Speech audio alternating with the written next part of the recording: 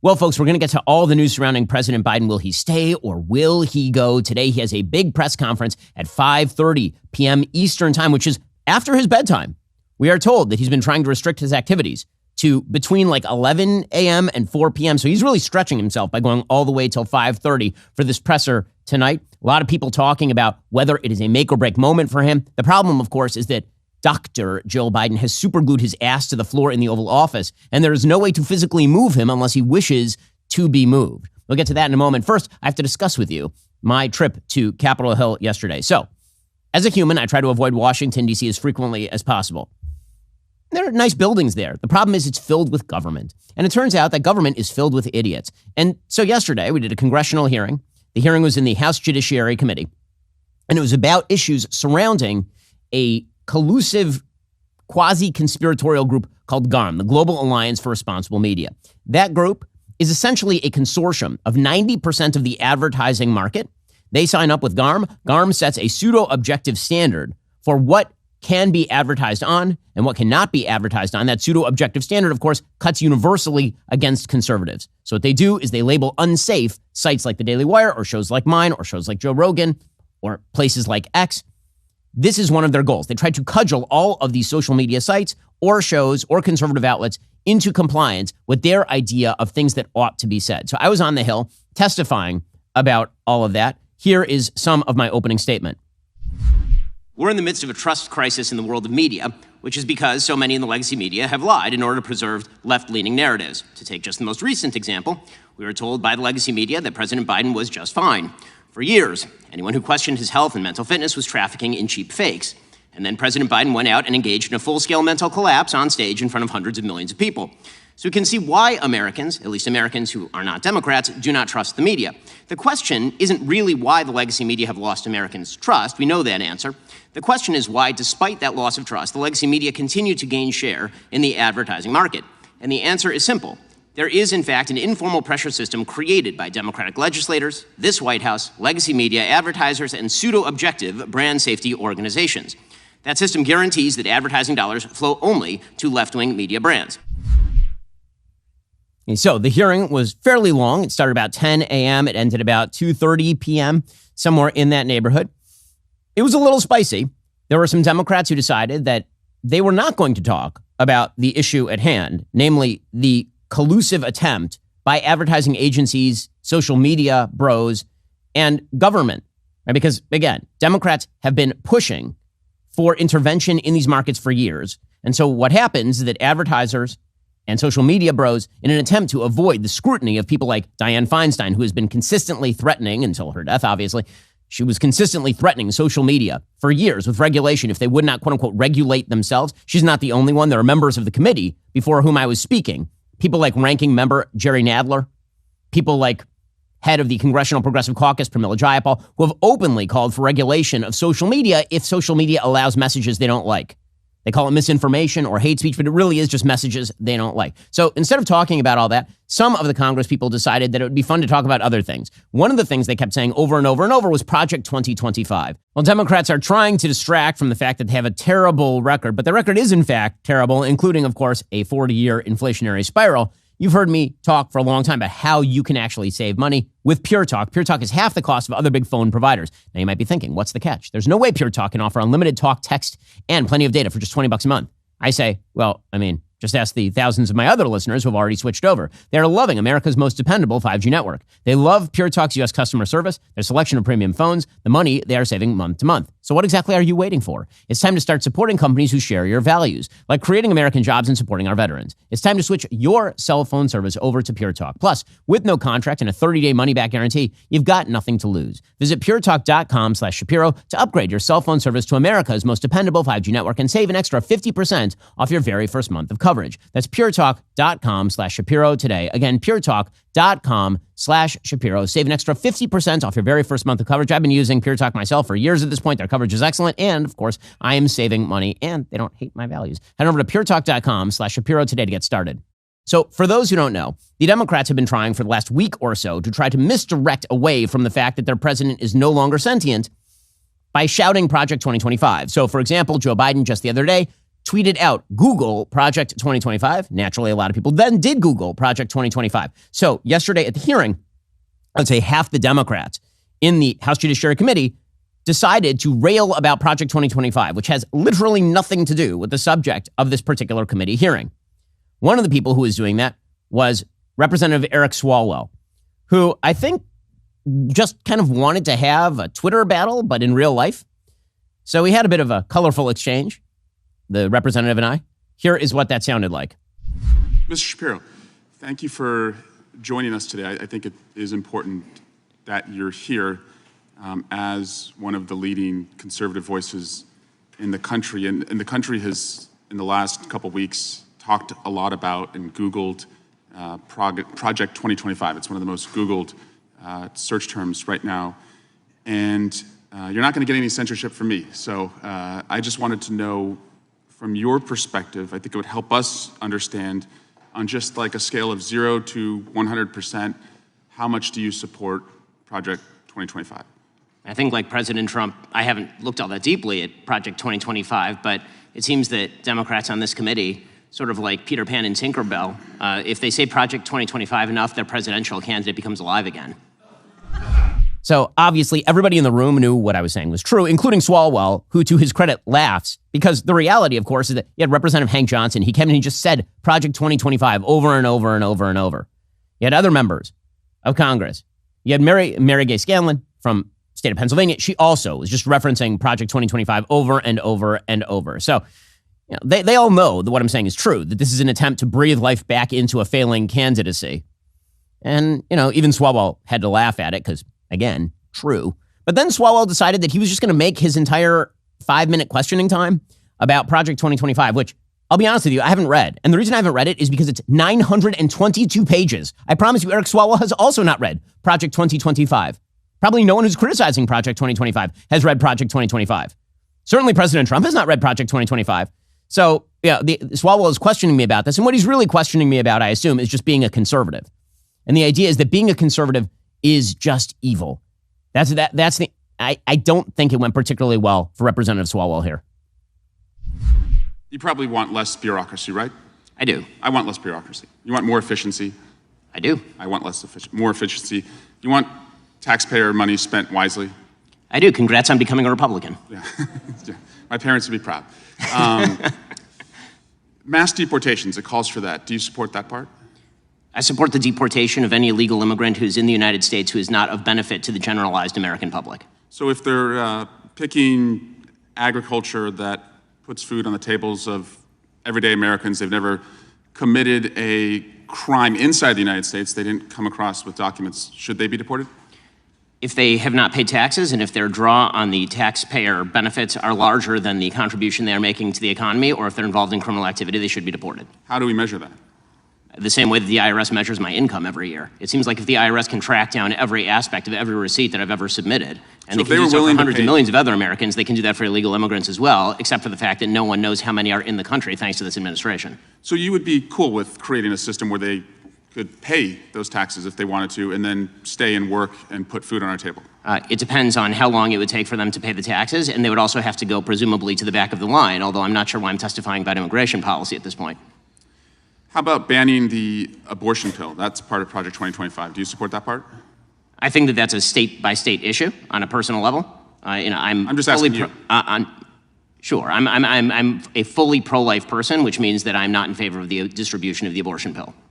Banning same-sex marriage, what about that part? I am in favor of traditional marriage between a man and a woman, and I'm perfectly fine with anyone having any sort of voluntary sexual arrangement they seek. That's a different thing from whether the government should attach benefits to that personal relationship. But you think it's a sin to have same-sex marriage? I mean, I'm confused. Are you asking me as a religious Jew what I think about biblically? I'm just asking, is it a sin to be gay? Is it a sin to be gay? I mean, how long do we have here? 2 minutes? I mean, if the basic idea is that sexual orientation is up for government regulation, I'm not in favor of the government regulating the private consenting sexual activity of adults. That is a different thing, once again, from whether the government ought to engage in actual benefits for particular sexual arrangements that adults make. But again, just you to me, is it a sin or not? From a religious Jewish perspective, orientation is not a sin, but activity is. That's also the same perspective of most major religions, so far as I'm aware. Okay. And how about cutting Social Security? Do you support that part of 2025? I'm not sure what Project 2025's position on Social Security is. I'm in favor of the restructuring of Social Security along the lines of privatization and lowering and increasing the retirement age, because you, as well as every other congressperson, knows Social Security is going to go bankrupt, and yet everyone seems to have an interest in lying about it for the next decade and a half until we have to take austerity measures or radically increase inflation or taxes. And bans against books about slavery. Do you support that part about? Why would I possibly be in favor of bans about books about slavery? That would be absolutely ridiculous. What I am in favor of is the idea that school libraries should be able to make decisions along the lines of what exactly is appropriate for, say, a seventh grader and whether they ought to be treated to cartoons and genderqueer. That's not quite the same thing. And just because we found some receipts, you did say, I think homosexual activity is a sin. Yes, I'm a religious Jew, that's true. There's a genetic component You found me out. Orientation. But the view of all religious people I know has always been that sexual behavior is something that is up to you. And you said, I may have a desire to sleep with many women, but I do not. I agree with me. Yes, that's true. Congratulations on your, I'm sure it's very hard to restrain yourself. Mr. Chairman, I just want to shift to Alvin Bragg. He was supposed to be here this week. And then he starts randomly talking about Alvin Bragg and the hearings. I would have jumped in at this point and said that Eric Swalwell is probably the last person in America who should talk about the difficulty of struggling with, for example, men as a genetic matter wanting to sleep with many women. Eric Swalwell's personal history is quite checkered. I decided not to bring that up in the congressional hearing. But again, it just shows you what Democrats are trying to do. Do they actually want to talk about the issues that are on the table? Of course not. What they actually want to do is misdirect to a bunch of issues they don't fully understand. And how many questions can you be asked by a congressperson where the premise is just completely wrong? So, didn't go amazing for Representative Swalwell, and we hope he gets well soon. In any case, back to the topic of the actual hearing. One of the things that became clear from the House Judiciary Committee report is that the Global Alliance on Responsible Media didn't just target the Daily Wire, which they suggested was well out of bounds for advertisers, or Joe Rogan. They also targeted Twitter/X. The report said that GARM tried to direct all of its members, corporate giants who together account for 90% of global advertising dollars, to, quote, stop all paid advertisement on the platform after Elon Musk purchased it. And we have the emails. Rob Rakowitz, who is the head of GARM, he was emailed by one of the advertisers or one of the advertising agencies, says, "Hi, Rob, I'm reaching out to ask you if it's possible to arrange a meeting and hear more about your perspectives about the Twitter situation and a possible boycott from many companies." And Rakowitz then responded, quote, "Hi, both. This is good. I did some tweaking on the edges to help contextualize who we are and what we are doing. I'd like to point out that nowhere in this email is you may recognize my name from being the idiot who challenged Musk on brand safety issues. Since then, they are 80% below revenue forecasts. Happy face emoji." This prompted Elon Musk to announce today that X has no choice but to file suit against the perpetrators and collaborators in the advertising boycott racket. Hopefully some states will consider criminal prosecution. So, some actual positive effects from a congressional hearing other than some viral moments. Okay, now, on to the problems with the presidential candidate. Again, the Democrats are going to keep saying Project 2025, but the reality is that most Americans don't know what that is, don't care what it is, and most Americans, that includes Donald Trump. If you think that Donald Trump has been browsing Project 2025 while he sits on the toilet and tweets, you're wrong. That's not a thing that Donald Trump has ever done or will ever do. The real issue for most Americans at this point is, will the current president of the United States survive to even make the election? Well, Democrats, Americans, everybody is concerned that President Biden may not survive to make it to the elections, that he might be dead meat. But speaking of meat, you need the best meat, like actual meat, not like people meat. GoodRanchers.com is the number one place to get 100% American meat this summer. Celebrate the sweet taste of freedom with savory meats conveniently delivered right to your door, all born, raised, and made right here in the United States. Whether you're hosting a backyard barbecue, a poolside party, or a beach bonfire, Good Ranchers has you covered. By the way, they made me a kosher steak one time, like the only steak that is kosher they've ever made. Awesome. Right now, you can save on Good Ranchers meat like never before. Subscribe to any Good Ranchers box right now. Get $100 off, plus free American Wagyu burgers for a year. My listeners can get this special offer by heading on over to GoodRanchers.com and using my code Shapiro. This is more than just a great deal. It's a chance to celebrate America by supporting American family farms and enjoying the highest quality American meat. All you have to do to claim this offer is go to GoodRanchers.com, subscribe to any of their custom-curated boxes filled with 100% American beef, chicken, pork, or wild-caught seafood. Use my code Shapiro at checkout. Claim your $100 off and free American Wagyu burgers for a year. If you needed any other reason to support Good Ranchers, they're not only an amazing partner to the show, they support paralyzed veterans of America as well. That's goodranchers.com with promo code Shapiro. Goodranchers.com, American meat delivered. So the media tried to portray Joe Biden yesterday at NATO as doing like an amazing job.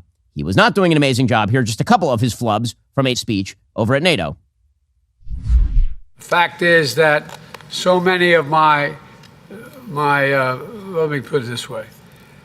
I'm very pleased that today all NATO members are making the pledge to expand our industrial base. President Truman said, quote, "We hope to create a shield against aggression, the fear of aggression, and to permit us to get on with the real business of creating a government and society."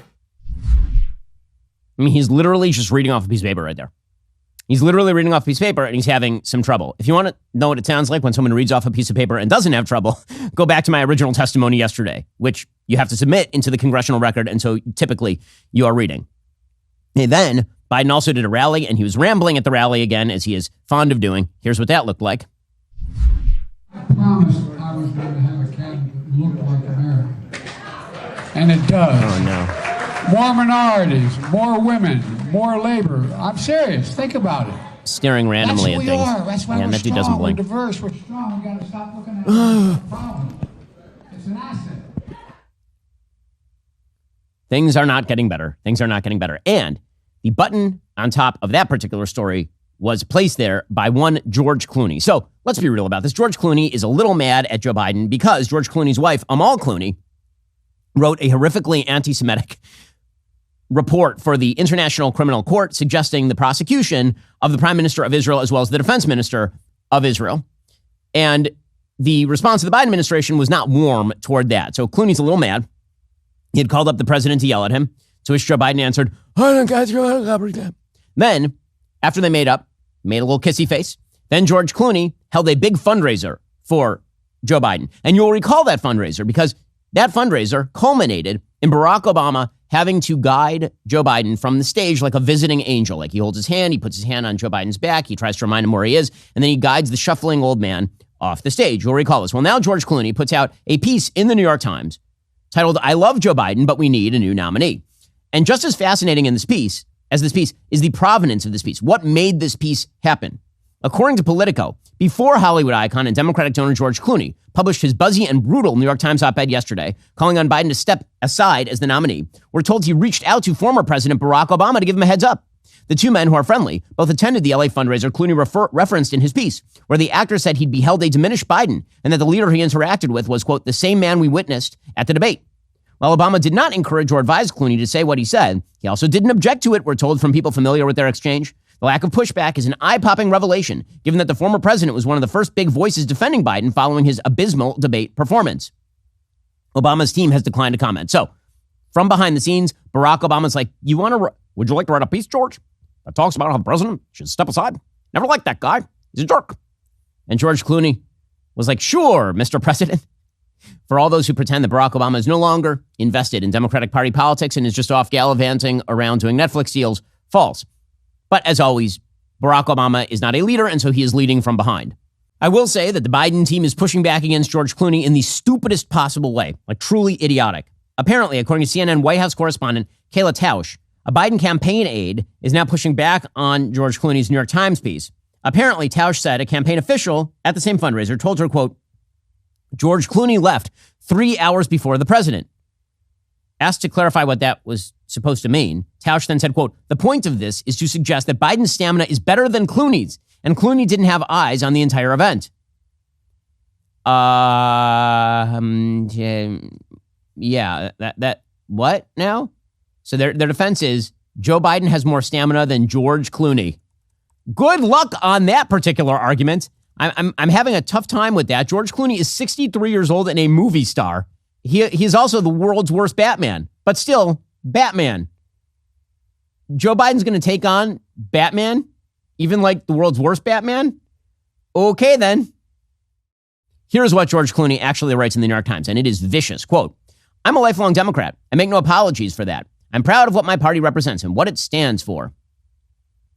As part of my participation in the democratic process and in support of my chosen candidate, I have led some of the biggest fundraisers in my party's history. Barack Obama in 2012, Hillary Clinton in 2016, Joe Biden in 2020. Last month, I co-hosted the single largest fundraiser supporting any Democratic candidate ever for President Biden's re-election. I say all of this only to express how much I believe in this process and how profound I think this moment is. I love Joe Biden as a senator, as vice president, and as president. I consider him a friend. I believe in him, believe in his character, believe in his morals. But the one battle he cannot win is the fight against time. None of us can. It's devastating to say it, but the Joe Biden I was with 3 weeks ago at a fundraiser was not the Joe Big Effing Deal Biden of 2010. He wasn't even the Joe Biden of 2020. He was the same man we all witnessed at the debate. Was he tired? Yes. A cold? Maybe. But our party leaders need to stop telling us that 51 million people didn't see what we just saw. We're also terrified by the prospect of a second Trump term that we've opted to ignore every warning sign. The George Stephanopoulos interview only reinforced what we saw the week before. As Democrats, we collectively hold our breath or turn down the volume whenever we see the president, whom we respect, walk off Air Force One or walk back to a mic to answer an unscripted question. Is it fair to point these things out, says George Clooney? It has to be. This is about age, nothing more, but also nothing that can be reversed. We're not going to win in November with this president. Whew. On top of that, we won't win the House. We're going to lose the Senate. This isn't only my opinion. This is the opinion of every senator and Congress member and governor who I spoke with in private. Every single one, irrespective of what he or she is saying publicly. So this is George Clooney just ripping the cover off of the conspiracy of silence inside the Democratic Party. He says, we love to talk about how the Republican Party has ceded all power and all the traits that made it so formidable with Ronald Reagan and George H.W. Bush to a single person who seeks to hold on to the presidency, and yet most of our members of Congress are opting to wait and see if the dam breaks. But the dam has broken. We can put our heads in the sand and pray for a miracle in November, or we can speak the truth. He says all the scary stories that we're being told about what would happen next simply are not true. In all likelihood, the money in the Biden-Harris coffers would go to help elect the presidential ticket and other Democrats. The new nominee would not be left off ballots in Ohio. We Democrats have a very exciting bench. Let's hear more from Wes Moore and Kamala Harris and Gretchen Whitmer and Gavin Newsom and Andy Beshear and J.B. Pritzker and others. By the way, I love this. I love that tacit in this piece is Clooney saying it should not be Kamala Harris. That's what he's saying. That's why he's dumping all of these names into this piece. Because Democrats, the real story here is that, as we demonstrated in our documentary series that you should go check out right now over at Daily Wire Plus, Scamala, the Kamala Harris unmasking, she is awful. Everyone knows she's awful. Her poll numbers suck. And so Democrats are like, oh my God, we can't even get rid of this corpse because standing behind him is the Joker. It's just terrible. He said, let's agree that the candidates not attack one another, but in the short time we have, focus on what will make this country soar. Then we could go into the Democratic convention next month and figure it out. Would it be messy? Yes. Democracy is messy. But would it enliven our party and wake up voters who long before the June debate had already checked out? It sure would. Joe Biden is a hero. He saved democracy in 2020. We need him to do it again in 2024, this time, presumably, by stepping down. George Clooney trying to turn Joe Biden into a hero. The problem is Joe Biden is asleep somewhere, but you can't sleep as well as Joe Biden because, you're not senile. And if you have trouble sleeping, let me recommend Helix mattresses. Helix harnesses years of mattress expertise to offer a truly elevated sleep experience. The Helix Elite Collection includes 6 different mattress models, each tailored for specific sleep positions and firmness preferences. If you're nervous about buying a mattress online, you don't have to be. Helix has a sleep quiz that matches your body type and sleep preferences to the perfect mattress, because why would you buy a mattress made for someone else? I took that Helix quiz. I was matched with a firm but breathable mattress. I love it. My wife loves it. We are big Helix fans at the Shapiro house. Helix has a 10-year warranty. You can try it out for 100 nights risk-free. They'll even pick it up for you if you don't love it, but you will. Helix's financing options and flexible payment plans make it so a great night's sleep is never far away. For a limited time, Helix is offering up to 30% off all mattress orders and 2 free pillows for our listeners. Just head on over to helixsleep.com/Ben. That's helixsleep.com/Ben. This is their best offer yet. It's not going to last long. With Helix, better sleep starts right now. helixsleep.com/Ben. That's helixsleep.com/Ben. And it is not just George Clooney. Right? David Axelrod, again, part of Team Obama. So one of the untold stories here is how much Team Obama hates Team Biden, despises Team Biden. They see them as hangers-on. They see them as people who rode Obama's coattails to power, which is true. And they, of course, helped an incredibly charismatic, if dishonest president become president and stay president. And they're looking at Joe Biden, who is totally uncharismatic, and they're freaking out. So here's David Axelrod, part of Team Obama, being like, man, Clooney's right. There's nothing we can do about it. Clooney, who just hosted a major fundraiser for the president a few weeks ago in California, said you can't win the battle against time. None of us can. It's devastating to say, but Joe Biden I was with 3 weeks ago, the fundraiser, was not the Joe Biden of 2010. He wasn't even the Joe Biden of 2020. He was the same man we all witnessed at the debate. That is devastating. It was not surprising to any of us who were at the fundraiser. I was there. Clooney was exactly right.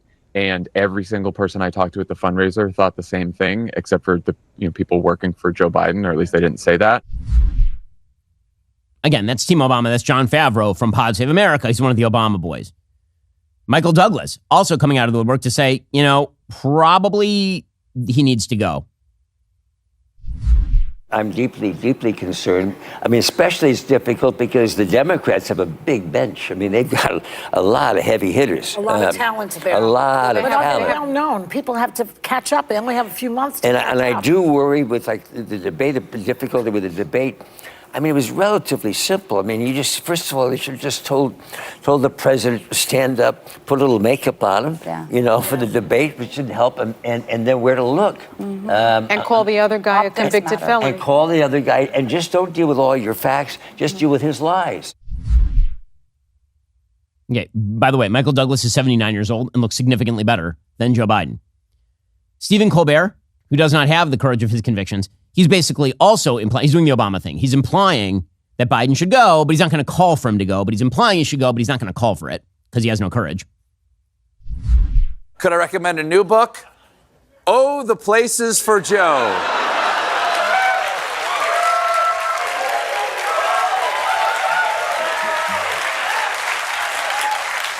Is he mentally fit? Can he serve a whole term? Can he beat RFK with his brain full of worm? Just ask him. The man loves to talk as long as you ask him before 8 o'clock.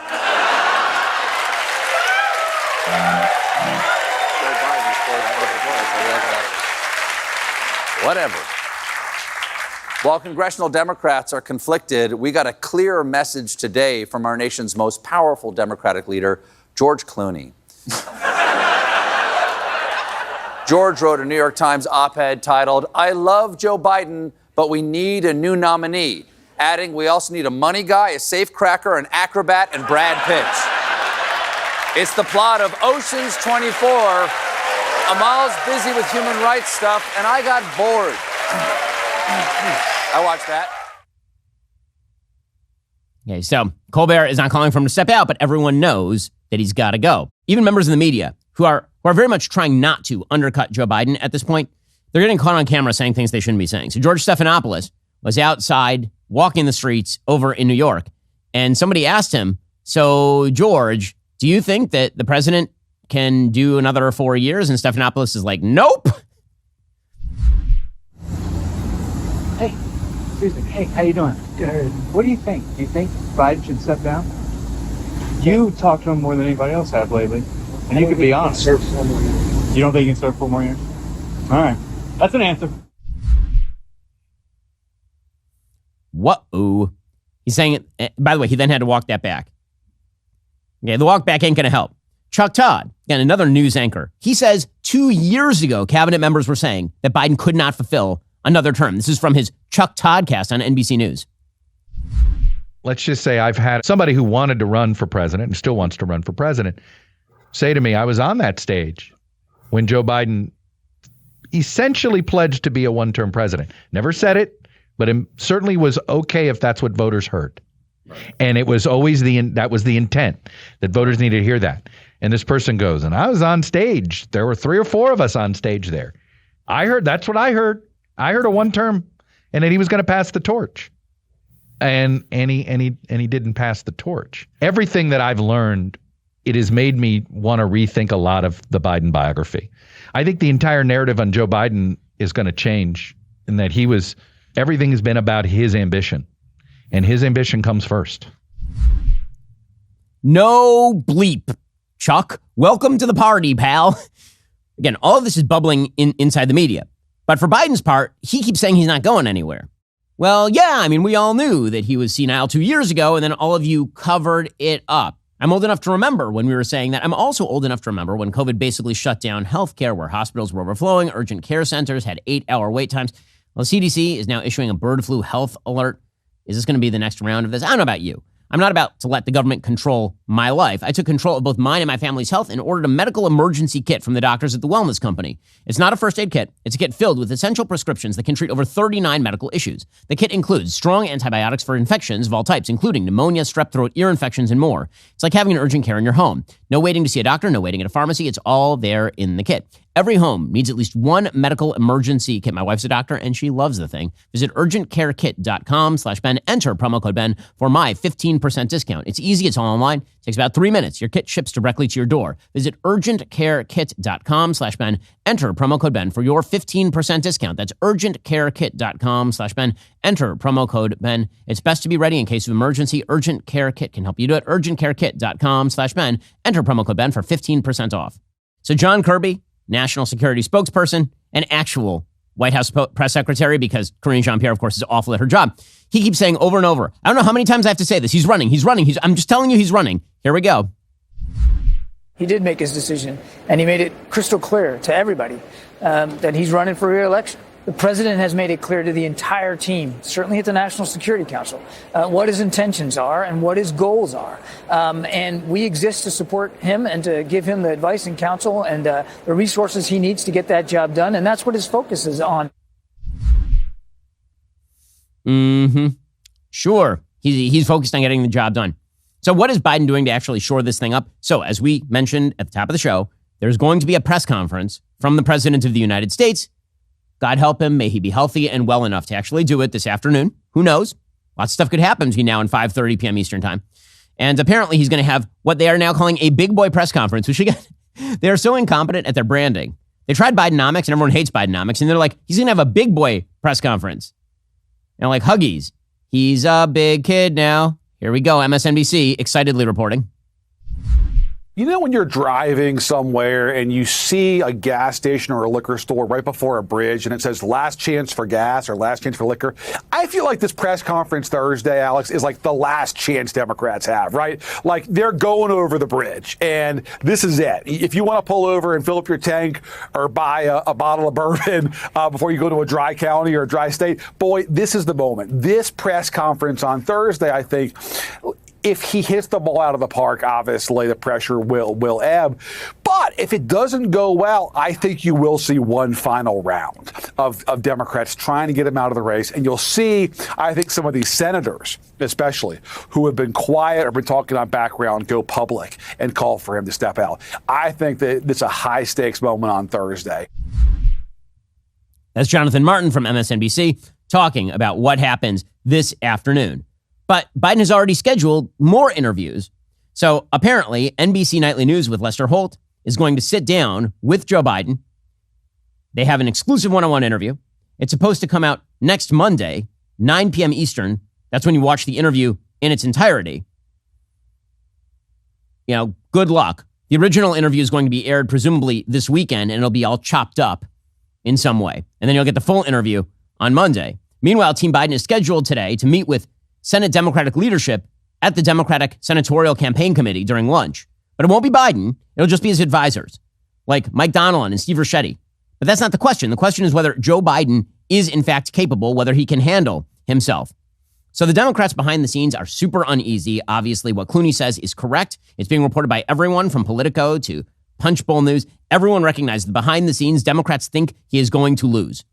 Axios today says Schumer is now open to dumping Biden in 2024. In public, says Axios, Chuck Schumer, the Senate Majority Leader, has been insistent that he is for Joe. In private, he's singing a different tune. Over the last 12 days, Schumer has been listening to donor ideas and suggestions about the best way forward for the party, according to 3 people familiar with the matter. The Majority Leader is one of several Democrats, including former President Obama and former House Speaker Nancy Pelosi, who has the political and personal standing to convince Biden to step aside. Even so, Biden can still dig in, and delegates are pledged to him. Schumer said in a statement, quote, "As I have made clear repeatedly, publicly and privately, I support President Biden and remain committed to ensuring Donald Trump is defeated in November." But apparently Schumer's flip phone has been burning up for weeks, and Schumer has been listening. Following Tuesday's caucus lunch, Schumer invited senior Biden campaign officials to brief members and directly address any concerns they might have. So Schumer is now open to the possibility of pushing Joe Biden off the cliff. Pelosi has been pretty clearly trying to mobilize against Biden. She's been signaling to Biden, in fact. She says that she is really funny. She did an interview where she keeps saying that Joe Biden has a decision to make on running. He keeps saying his decision, which is that he is going to run. But she did an interview on MSNBC where they're like, well, he says he's going to run. She's like, well, I hope that he makes the right decision.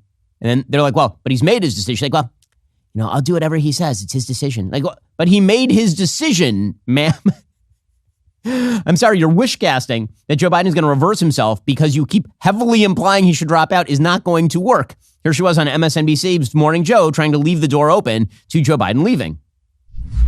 Does he have your support to be the head of the Democratic ticket? As long as the president it's up to the president to decide if he is going to run. We're all encouraging him to make that decision because time is running short.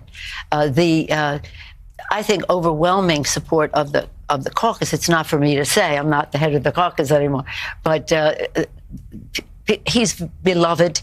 He is respected, and people want him to make that decision, not me. He has said he has made the decision. He has said firmly this week he is going to run. Do you want him to run? I want him to do whatever he decides to do, and that's the way it is. Whatever he decides, we go with.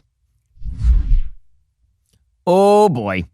So what was that meant to be? According to Politico, those comments were meant to serve as a subtle green light, one person close with Pelosi said, meant to encourage members to speak up about their desire to see change atop the ticket and to warn Biden to reconsider staying in the race. So what you have right now is sort of a classic prisoner's dilemma for Democratic leadership. They've got a real problem. They have a collective action problem. They are not sure whether or not together they can get everybody to push Biden off the ticket. And so everyone has an interest in staying silent. They're suddenly encouraging everybody else to go out and be the person who gets shot, but they don't want to be the first person over the edge of the World War I trench. They don't want to charge directly into Biden's line of sight here. And so what you have here is all of them whispering behind the scenes that they want Biden to go, and nobody willing to actually say it except for George Clooney, who of course is not answerable to anybody because he's busy directing another bad movie or something. Pelosi has apparently not tried to hide her disdain for the situation in which the party now finds itself. She suggested to people, according to Politico, that Biden won't win this November and should step aside. In fact, she's advised some Democrats in swing districts to do whatever they have to do to secure their own reelect, even if it means asking Biden to relinquish his place atop the ticket. Pelosi's advising those members to wait until the end of the NATO summit. Some members have already started drafting statements of what they want to say ready to drop once the foreign leaders leave town. For members who are not in swing districts, Pelosi is encouraging them to take their pleas for Biden to step aside directly to the White House or the campaign in order to minimize public fighting. So again, Pelosi behind the scenes is pushing very hard for his ouster. You're starting to see the wall break a little bit. Senator Peter Welch is the first Democratic senator to openly call for the president to step aside.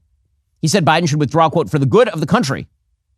This is in the Washington Post. He said his constituents are, quote, worried that Biden can't win this time and they're terrified of another Trump presidency. Meanwhile, Hakeem Jeffries, who is the House Minority Leader, he has told lawmakers, according to Politico, in private meetings, he will relay concerns regarding the president's electability to Biden, according to two people familiar with the situation, as more Democrats call for him to step aside. It's still not clear when Jeffries will speak with the president. Asked Wednesday about his plans to talk with Biden, Jeffries sidestepped and said, quote, the comprehensive conversations with the House Democratic Caucus will be, quote, the focus of our activity today, tomorrow. We'll see where we go from there. The fact that this is an open question in July is a disaster area for Democrats. And you can see why precisely all of this panic is breaking out. Brand new polling from New York, suggesting that New York is now a battleground state. Okay, if New York is a battleground state, this election is over. Joe Biden in 2020 won New York by a lot of points. The percentage that he won New York by in 2020 was 23%. He won 61% of the vote in New York State in 2020. If Donald Trump is even within spitting distance of Joe Biden in New York, this election is over and it's a landslide. According to Politico, Biden aides have not focused on New York, but the warning signs are impossible to ignore and have been building over the past year. Two private polls conducted in a swing New York House district and reviewed by Politico found former President Trump leading Biden there by 1 point, a virtual tie. Public polls over the last 4 months found Biden's lead had winnowed to just 8 points across New York. He won by 23 last time. 23. And that lead is now down to single digits, like 8. Hey, if that's the shift in the country, then Trump doesn't just win Michigan, Wisconsin, Pennsylvania. He wins Virginia. He wins New Hampshire. He wins a wide variety of states that are within that margin of error. And a Siena College poll in June found Biden with only an 8-point lead over Donald Trump in New York. Full-scale disaster area in the state of New York. So again, this is why Democrats are freaking out. We'll get to more of their freak out in just one moment. First, folks, yesterday, as I told you at the top of the show, I took our fight straight to Washington to expose the truth about the global cartel trying to control what you see and hear in the media, revealing how corporations and elite organizations are using their advertising dollars to silence conservative voices like ours. That is why we built the Daily Wire. We're not complaining about the problems. We're taking action. We're not going to stop fighting until we get results. Every single Daily Wire Plus member made this possible. Your support allows us to stand up to the radical left when other outlets are too scared to do so or simply can't. If you're not a member yet, you should ask yourself if you want to be part of the fight. Do you want to support real unfiltered news and commentary? Do you want the truth? If yes, head on over to dailywire.com/subscribe right now. Join us. Be sure to use code FIGHT at checkout for 25% off. At the Daily Wire, we don't just complain about the way it ought to be. We fight to make it the way it should be, but we can't do that without your support. Please head on over to dailywire.com/subscribe right now. Join us as we fight the left and build the future. Again, right now, looking at the polling data, Nate Silver, who updates his presidential forecast pretty much every day, he says that Donald Trump currently has a 70% chance to beat Joe Biden. And the polls usually undersample Trump voters, historically speaking. Right now, in Pennsylvania, he is leading, on average, in the 538 polling average, by 3.4 points. According to Real Clear Politics, by 3. The Economist says that Donald Trump has a 74% chance of winning Pennsylvania. And these numbers are disastrous for Joe Biden, which is why you're seeing all of these Democrats they're approaching it. They're approaching it super softly. They're going to try and creep around Joe Biden. They don't want to be the first person to plunge the knife into Julius Caesar, but they'll be the second person to plunge the knife into Julius Caesar. Here's Representative Steve Cohen from Tennessee. The language they're going with for now is, if he wants it, he'll be the nominee. Well, he does want it, but you're not declaring him the nominee. What you're doing is you just keep saying over and over and over that maybe he'll reconsider. I hope he'll reconsider. Please reconsider, please. Nancy Pelosi is one of the best politicians and smartest people I've ever been blessed to deal with and interact with. And she's saying what we should do. The realities are Joe Biden will determine whether he's the nominee or not. If he wants to be the nominee, he will be the nominee. If he doesn't, we'll have some other avenue. And she's saying, let Joe Biden decide. Let Joe Biden decide is not a move, guys. Let Joe Biden decide. Again, I love it. I love it. It's like my wife asked me what movie I want to see tonight. And I'm like, an action movie. And she's like, well, I hope that you make the right decision. I'm like, so Die Hard. And she's like, well, I hope you make the right decision. I'm like, no, Die Hard's a great movie. She's like, the right decision I hope you make. Like, oh, you want to watch Sleepless in Seattle? Like that's what they're trying to do right now. And it's not going to work absent something big happening. Democratic Senator Richard Blumenthal from Connecticut, he's saying pretty openly he's afraid that Biden's going to lose. I am deeply concerned about Joe Biden winning this November. Oh, that's sad. Tim Kaine, you'll remember him from being the anonymous former vice presidential candidate to failed presidential candidate Hillary Clinton. He says, don't worry, Joe Biden will do the patriotic thing. Again, this is my wife just asking me whether I really, really want to make the right decision and watch Die Hard again. I have complete confidence that Joe Biden will do the patriotic thing for the country. And he's going to make that decision. He's never disappointed me. He's always put patriotism and the country ahead of himself, and I'm going to respect the decision that he makes. I love it so much. It's so good. None of them have the courage to just be like, yeah, Joe needs to go. They don't have the courage to say it because they're afraid then they get shot by their own troops. Joe Biden is sending his troops like Stalin to the front lines without any weaponry, and if they turn back, then they get shot. That's what's happening with the Democratic Party right now, figuratively speaking, obviously. The Michigan governor, Gretchen Whitmer, she too is echoing this notion. Only Joe Biden will decide. I mean, only Joe. Okay. If he does decide to step aside, a big if, the caveat there, is it a job you'd be interested in?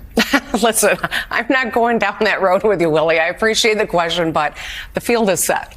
Joe Biden is the only person who is determining whether or not he stays in this race. He's made his decision. He's communicated that decision, and it is time to get going. We've got a high-stakes election, and all this continued talk and fretting and hand-wringing that people are doing only sets us up for a disadvantage going into this important election against Donald Trump. Okay, so they're just going to keep trying to wish him out of office. Good luck with that. Meanwhile, a member of the Congressional Black Caucus, Richie Torres, he says, blindness is not bliss. This is what he's been tweeting out. He says, you keep trying to pretend that if you go blind on this, it'll work. He says, in determining how to proceed as a party, there must be a serious reckoning with the down ballot effect of whomever we nominate. What matters is not how we feel, but what the numbers tell us. An unsentimental analysis of the cold, hard numbers, which have no personal feelings or political loyalties, should inform what we decide and whom we nominate. If we're going to choose a particular path, we should be clear-eyed about its consequences. Blindness is not bliss, and the terrifying threat of a Trump presidency is coming. I mean, that's Richie Torres. Again, they're all sort of implying it, but none of them are willing to say it. Over at The View, which is a repository of all human stupidity, Joy Behar, she sees what's coming down the tracks. What she sees coming down the tracks is Democrats want Biden gone, and the backup is Kamala Harris. Again, I refer you to our 3-part documentary series, Scamala, for more information on our wildly unpopular vice president. Joy Behar is trying to prep the ground. She's trying to soften the ground with the heavy artillery here. What really ticks me off about him, though, is this laughing Kamala remark. It's such a sexist remark because a guy I was with over the weekend, a friend of mine, that said Kamala's laugh annoys me. Remember they said that about Hillary's laugh, that she was cackling. And men, they don't like a funny woman. We're afraid if you laugh or you make a joke that maybe you'll do that when they're in bed with you. It's like this fear of women's laughing and comedy. What now? So if you don't like Kamala Harris's weird cackling, it's because you fear her in the boudoir? That's a theory there, Joy. I feel like given her personal history, Willie Brown and all, that's probably not what people are thinking about Kamala Harris when they are thinking about that type of activity. But sure, go with that. The reason that she's unpopular is because of sexism and men being afraid of funny women in the sack. Nailed that one, Joy. As always.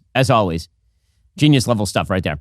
Meanwhile, President Trump is doing the smart thing and he's just staying outside the spotlight. So he's been doing rallies, but nobody covers them because, of the crisis on the Democratic side of the aisle. He also did the smart thing. He was asked about Project 2025, which again is the buzzword that Democrats keep using over and over and over. As I said yesterday, I'm starting to fear Project 2025 so much. It's like the Democrats are going to say it 3 times in the mirror, and then Donald Trump is going to appear and want to play golf or something. It's like Beetlejuice. But in any case, Donald Trump points out the reality, which is that it's not just about Joe Biden inside the Democratic Party. Everyone that they are running is a nut. Here's the former president of the United States correctly noting this fact.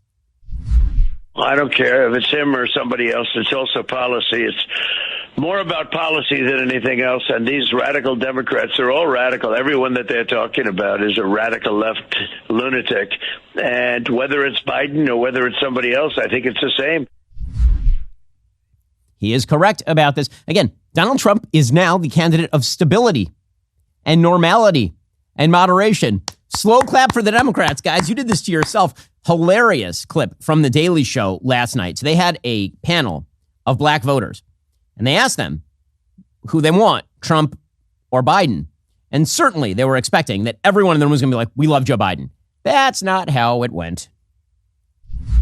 Who will you be voting for in 2024, Daryl? Do I have to say his name? I don't want to, but more than likely it's going to be Trump. Yeah, unbelievable. And then- Unbelievable. Who are you going to be voting for? Biden. And then Victor? I'm with her. Oh, Biden, okay. Trump. Eric, Trump? Biden. Biden? Trump. Okay, we're an even split, which I didn't see that coming. Yes. Okay, and some people are going to say that's about Trump, and it is. I mean, in the sense that Trump obviously is a larger-than-life figure. He has pop culture relevance, and all the attempts to turn Donald Trump into Hitler have completely failed. But a huge percentage of this is about the fact that Barack Obama levels of support among black voters in the Democratic Party are non-transferable. Certainly, the enthusiasm that black voters felt for Barack Obama is non-transferable to the dead old white man that Democrats are trying to run as he goes around telling Morehouse College graduates they're never going to succeed in life because of the color of their skin. It turns out that's not a particularly popular message. Again, Donald Trump And it's scary. He's learning. He's learning. He is. There's a lot of debate over his VP reveal. According to the New York Times, Trump's VP reveal may be this week or not. It's not. He ain't going to do it this week. And the reason he ain't going to do it this week is never interrupt your opponents when they are making gigantic mistakes. And right now, the Democratic Party is tearing itself absolutely apart. If I were Trump, I'd just wait until the convention. The convention is the middle of next week. It would make some, like, they're going to be eyes on the convention anyway. That's a great time to announce who exactly you're going to select. My feeling is that Trump is trying to go non-confrontational. That's been every move that he has made. And he took most of the abortion stuff out of the Republican National Convention platform. He took pretty much everything about same-sex marriage out of that platform. He has presented the least controversial Republican platform of my lifetime, bar none, just by polling data. So picking a vice president who is likely to generate controversy, I think would be a mistake for him, considering, again, he's running toward the middle. So the question is, which candidate for VP is likely to bolster the image of him as a moderate candidate of stability, that is where we are in the election cycle right now. So picking the least controversial VP candidate would probably be the best move. And we'll see what he does with that. Meanwhile, Democrats continue to double down on the radicalism. I mean, it really is insane. So yesterday, the House Republicans and like 5 Democrats passed a bill titled the Safeguard American Voter Eligibility Act. All that bill did was seek to expand proof of citizenship requirements to vote in federal elections and impose voter roll purge requirements on states. And this is pretty obvious stuff. Why exactly should there not be an obligation to demonstrate you are a citizen of the United States by photo ID, for example, before you get an application for voter registration? Why should the voter rolls have illegal immigrants on them? Makes no sense. But every Democrat voted against it. President Biden has vowed to veto it. Please explain to me the logic of that. Why not just sign that? If you're Biden and you want to ensure that people don't feel like you're trying to stack the deck electorally, why wouldn't you sign that? Like, what is the optic victory here? Opponents of the bill, according to The Hill, say its core idea, establishing non-citizen voting as illegal, is redundant and argue its provisions will more likely lead to U.S. citizens being denied their right to vote than to preventing votes by foreign nationals. But again, this is like the dumbest thing in the world because polling data shows that the vast majority of Americans believe in voter ID.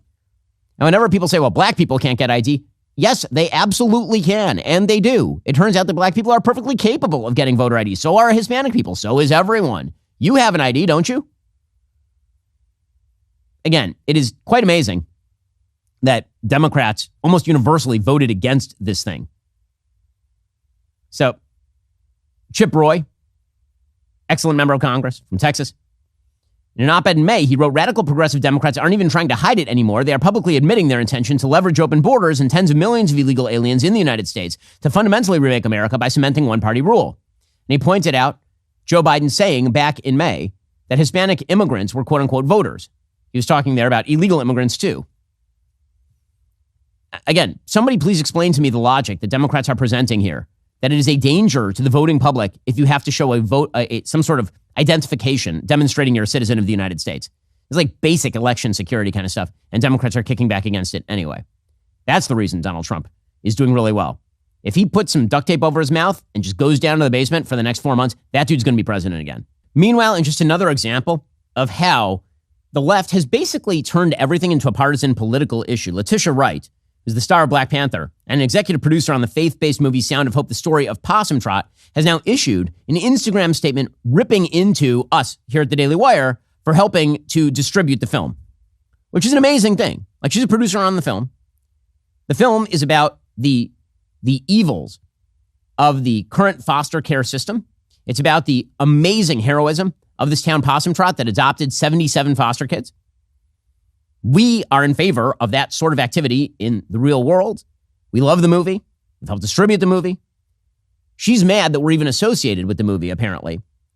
She posted on Instagram, quote, producing this film alongside Peachtree Productions to tell the incredible story of Bishop W.C. Martin, First Lady Donna Martin, and all the incredible families of Possum Trot has been nothing less than inspiring. We've created a beautiful film that gives a voice to vulnerable children with the hope that families across the country and world, no matter their faith, race, or diversity, would join together to help kids to be moved to make a difference in any way they can. which is why it's a shame to see small pockets of discourse online take a divisive political turn. This story isn't about politics, it's about children. It's about sacrificial love for children who have experienced unthinkable horrors and how communities at a grassroots level, like the community of Possum Trot, can help provide these safe, loving homes they so desperately need. Any conversation that detracts from that is unnecessary and harmful. The potential for this film to positively change lives is far too important.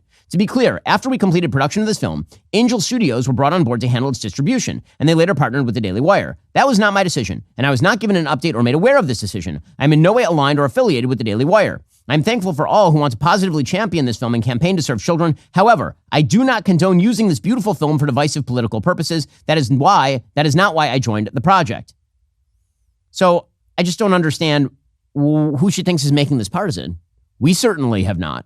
We have not talked about this as a Democrat-Republican issue in any way. This is a human rights issue for children. What is the blowback that she has received? Again, this is the demonstration full scale of the left's radical intolerance in the cultural arena. Even the minutest association with anybody who's perceived to be conservative over things that are utterly uncontroversial and just good for humanity, like fixing the foster care system and getting kids adopted by loving families. The left is even willing to turn that into a partisan political fight in order to shred any level of association between left and right over issues we all should agree upon. So Daily Wire co-CEO Jeremy Boring put out a statement, quote, on its opening day, July 4th, Sound of Hope was one of the highest grossing films nationwide, second only to Disney's biggest release of the year. This movie is tracking to be huge and has the potential to launch a movement to end America's foster crisis. The Daily Wire is truly honored to partner with Angel Studios on such an important project. But such is the intolerance of the modern left that instead of celebrating this accomplishment and all it might mean, one of the film's producers, Letitia Wright of Black Panther fame, used the occasion to condemn the Daily Wire's involvement in sharing this message across the country. Letitia and I probably don't share the same politics, but I believe we share Christian faith, and more importantly, the same goal of shining a light on something we can all agree on, a community banding together to help kids in need. We hope people don't allow this distraction to steal from the message, from the film, and the impact it can have. Everyone should see this movie and join the fight for kids. It's too important not to. And that's the sad part, is when Hollywood is so wildly intolerant that even when we agree on something, the left and the right, they would proceed to shred that level of agreement just to make a political point. You wonder why the country is falling apart culturally. That's why the country is falling. If we can't agree on the foster system needs help and loving families should adopt kids, what the hell can we agree on? And if the idea is that we can't even hold hands over that one, what can we hold hands over? You want to talk about all of this phony talk about a civil war inside the United States and the country falling apart, but it's this kind of stuff that leads to that. Now, making these issues into partisan issues is a tragedy for the country. It's an excellent film with an important message, and I don't care who distributes the film. It is worth seeing. Go check it out right now. All right, guys, coming up, Alexandra Ocasio-Cortez. It's time for her to grandstand. If you're not a member, become a member. Use code Shapiro. Check out for 2 months free on all annual plans. Click that link in the description and join us.